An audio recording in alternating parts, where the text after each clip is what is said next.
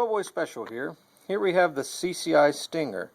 That's right, CCI Stinger. It's 32 grains, and we're going to see if that Stinger will go through a 2x4. Alright, let's see what it'll do.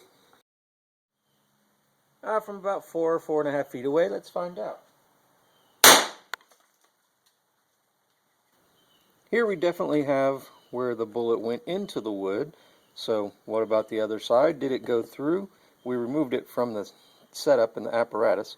Let's turn it over. Yes, it did. Completely through. There you go. So will the CCI Stinger go through a 2x4? Yes, it will. Alright. You saw it here on the Poboyspecial 2x4 Challenge channel.